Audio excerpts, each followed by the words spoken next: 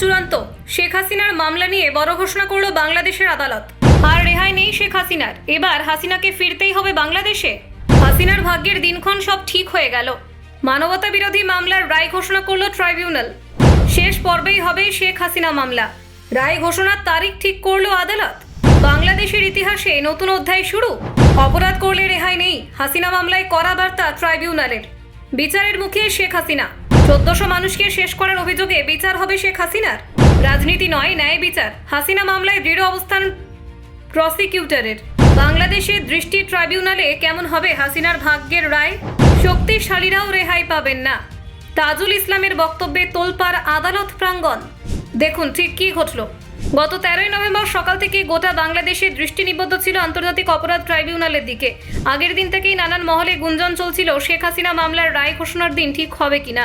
রবিবার ট্রাইব্যুনালের prosecutor MH Tamim সাংবাদিক বৈঠকে জানান, রাজনীতি যাই হোক না কেন আগামী 10ই নভেম্বর রায় ঘোষণার তারিখ ঘোষণা হবে। অবশেষে সেই প্রতিশ্রুতির বাস্তবায়িত হলো এই দিন।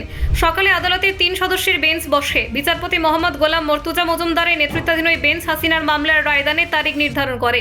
এই ঘোষণার সঙ্গে সঙ্গে আদালতের ভিতর ও বাইরে তীব্র প্রতিক্রিয়া দেখা যায়। আদালত সূত্রে জানা যায়, জুলাই মাসের গণ অভ্যুত্থানের সময় মানবতা বিরোধী অপরাধে জড়িত থাকার অভিযোগে এই মামলা দায়ের হয় প্রাক্তন প্রধানমন্ত্রী শেখ হাসিনা এবং তার ঘনিষ্ঠ 2 সহযোগীর বিরুদ্ধে।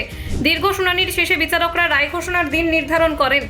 রায় ঘোষণার পর সাংবাদিকদের মুখোমুখি হন আন্তর্জাতিক অপরাধ ট্রাইব্যুনালের চিফ প্রসিকিউটর তাজুল ইসলাম। তিনি বলেন, এই মামলাটি শুধু একটি ব্যক্তিকে নয়, বাংলাদেশের বিচার ব্যবস্থার সততা ও সাহসকে প্রতিফলিত করবে। কেউ যতই প্রভাবশালী হোক না কেন, অপরাধ করলে তাকে আইনের মুখোমুখি হতেই হবে। তাজুল ইসলাম আরও বলেন, আদালত বিবেচনা করবে সমস্ত তথ্য, সাক্ষ্য, প্রমাণ। আমরা বিশ্বাস করি এই রায় বাংলাদেশের ভবিষ্যতের জন্য এক ঐতিহাসিক নজির হয়ে থাকবে। জনগণ ন্যায় বিচার প্রত্যাশা করছেন। তার বক্তব্য স্পষ্ট ছিল, এই মামলাকে সরকার রাজনৈতিক নয়, ন্যায় বিচারের লড়াই হিসেবে দেখতে চাইছে। হাসিনার বিরুদ্ধে অভিযোগের ভিত্তি 2024 সালে 5ই আগস্টের সেই রক্তাক্ষয়ী সময়। সেই দিনই কার্যত শেষ হয় তার শাসনকাল। ছাত্র আন্দোলনের প্রবল রোষে দেশ জুড়েই শুরু হয়ে যায় তীব্র বিক্ষোভ। তীব্র চাপের মুখে পড়ে দেশ ছাড়তে বাধ্য হন প্রাক্তন প্রধানমন্ত্রী শেখ হাসিনা। এরপর অন্তর্বর্তী সরকার গঠিত হয় মোহাম্মদ ইউনূসের নেতৃত্বে। সেই সময় থেকে তদন্ত শুরু হয় জুলাইয়ের ঘটনাগুলি নিয়ে। প্রায় 2 মাস ধরে চলে তদন্ত এবং প্রমাণ সংগ্রহের কাজ। অবশেষে 12ই অক্টোবর আনুষ্ঠানিকভাবে আন্তর্জাতিক অপরাধ ট্রাইব্যুনালে শুরু হয় মানবতা বিরোধী অপরাধের মামলা। মামলা শুনানি চলে টানা 11 দিন। 23 অক্টোবর শেষ হয় শুনানি।